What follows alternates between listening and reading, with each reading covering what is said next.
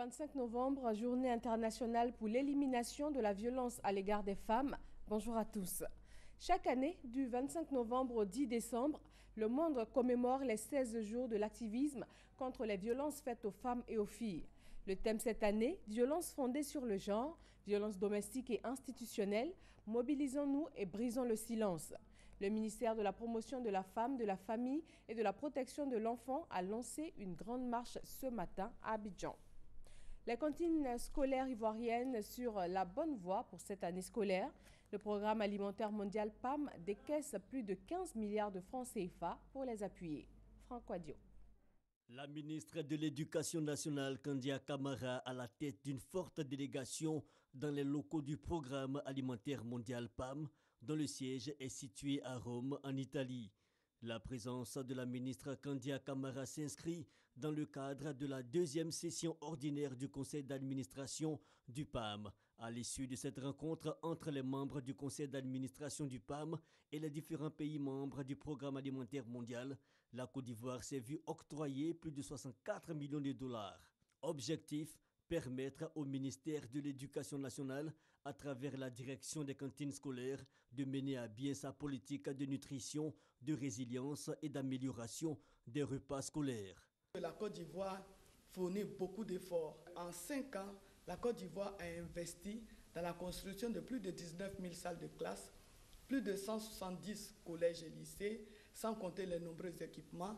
Et la Côte d'Ivoire a engagé plus de 38 000 enseignants pour que, évidemment, nous ayons un enseignement de qualité et une formation de qualité. Profitant de sa présence à Rome, Kandia Camara a eu des séances de travail avec le directeur exécutif du PAM, Erterine Kauzin, mais aussi avec les partenaires techniques et financiers. Nous avons pensé qu'il était bon de rencontrer certains de nos partenaires et c'était une façon à nous aussi d'exprimer notre gratitude à tous les pays, à tous ces bailleurs, à tous les partenaires qui fournissent des efforts pour aider la Côte d'Ivoire.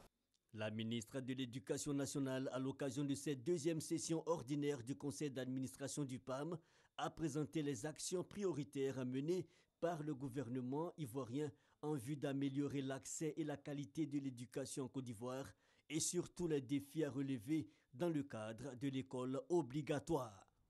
Nous sommes à J-2 des élections législatives ivoiriennes.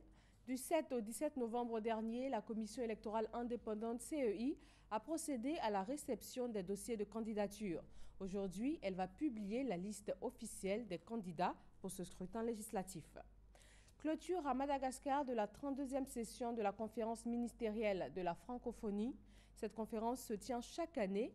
Elle assure la continuité politique du sommet de la francophonie. En France, les deux finalistes de la primaire de la droite et du centre, Alain Juppé et François Fillon, se sont retrouvés hier soir pour leur dernier débat avant vote.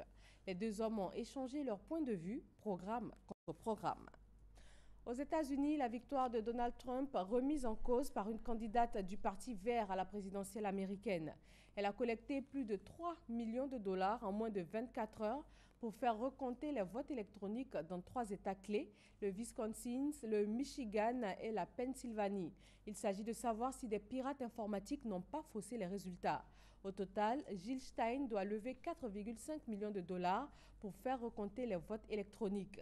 Mais la somme réunie permet déjà d'entamer le nouveau décompte. Direction Israël, les feux qui ravagent le nord du pays depuis 3 jours ont atteint la ville d'Haïfa, où plus de 80 000 personnes ont été évacuées. Pour le ministre de la Sécurité intérieure, la moitié des incendies sont volontaires. Plusieurs arrestations déjà. Merci de votre attention. Le journal à 13 h sur RTI 1. Très bon vendredi à tous.